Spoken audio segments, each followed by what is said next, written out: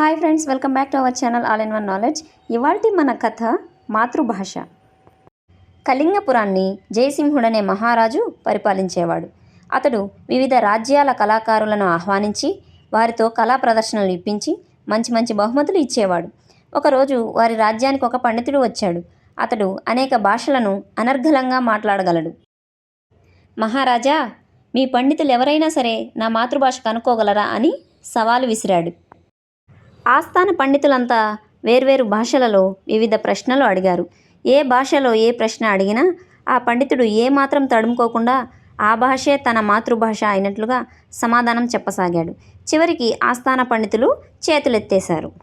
మీ రాజ్యంలో నా మాతృభాషను కనిపెట్టగల మేధావులే లేరా అన్నాడు ఆ పండితుడు. మహారాజు మహామంత్రి వైపు చూశాడు.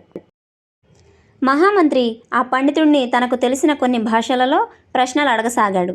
ఆ పండితుడు తడుముకోకుండా జవాబులు చెప్పసాగాడు. చివరికి విసుగు చెందిన మహామంత్రి కోపంతో ఒక సైనికుడి ఖడ్గం తీసుకుని పండితుడిపై వేటు వేయబోయాడు. అమ్మో, కాపాడండి అని అరిచాడు ఆ పండితుడు కన్నడంలో.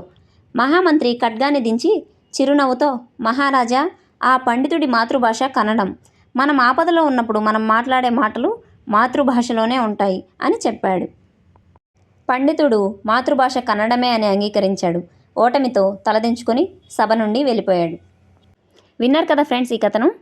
ఈ కథ వల్ల మనం తెలుసుకోవాల్సిన నీతి ఏంటంటే, మనం ఎన్ని భాషలు అనర్గళంగా మాట్లాడగలిగినా కూడా కష్టకాలంలో మనకు ఆపద కలిగినప్పుడు మన మాతృభాషే మనకు గుర్తొస్తుంది.